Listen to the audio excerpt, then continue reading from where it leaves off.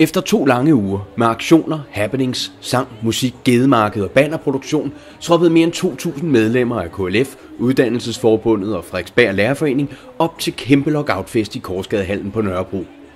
Stærkt engagerede lærere fra Amagerskolerne havde brugt uanede mængder af tid og kræfter på at engagere bands, DJ's, medhjælpere og ikke mindst at puste de mange gule balloner op, så idrætshallen for en aften dannede rammen om en perfekt solidaritetsfest. Det har været en utrolig stor oplevelse. Man har mødt så mange mennesker, man ikke kendte i forvejen, men samarbejdet har fungeret helt upåklageligt. Også en frivillighed fra folk, som har vil hjælpe, og det har været fantastisk. Både bands og komikere og frivillige, det har været skønt. Ved 23-tiden dukkede aftens store overraskelse op.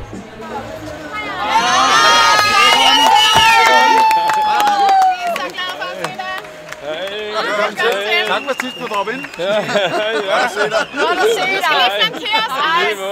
Godt at se dig. Velkommen. Velkommen en gang til. Godt at se dig. Anders, hvordan føles det, at der står 2.000 mennesker derinde, som sikkert glæder sig til at hilse på dig? Ja, men det er så fantastisk. Jeg er så stolt af at være formand i Danmarks Lærerforening. Det er Danmarks sejeste fagforening, fordi vi har Danmarks sejeste medlemmer. Så det er bare så fedt. Værsgo ud og gå op og løbe. Tak skal du have.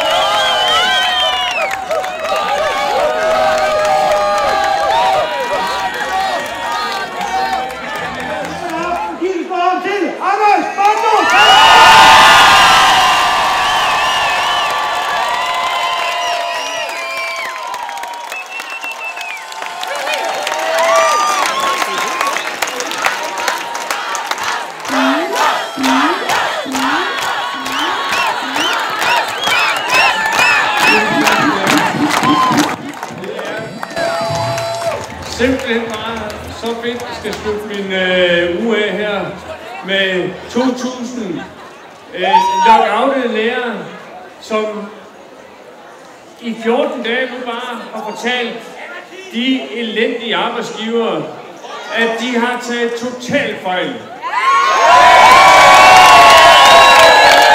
De troede, at lærerne, det var sådan nogen, som man bare kunne kuge.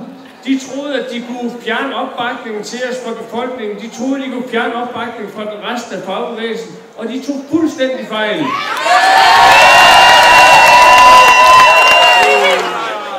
Det, der sker i de her dage, i de her uger, det er et stykke Danmarks historie, som vi står midt i. De uddannelsessteder, som vi har arbejdet på, er ikke de samme, når vi kommer tilbage igen. Det er os, som skal lave den nye skole.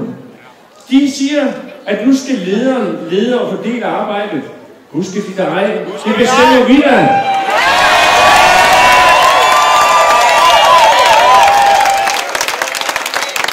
Og derfor er det ligegyldigt, hvilken åndssvag arbejdstidsaftale de ender med at hive ned over hovedet på os.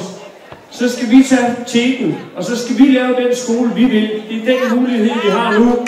Det er det, vi skal gøre, når vi er færdige med den her konflikt. Kan I have en rigtig, rigtig god fest. Det er en fantastisk oplevelse at stå på Christiansborg Slotsplads foran, jeg vil gætte på over 40.000 lærere, der bare har en glæde og et engagement og er kommet fra hele landet. Det er jo fantastisk at opleve, og det er ordet fantastisk af misbrug, men her er det virkelig på sin plads.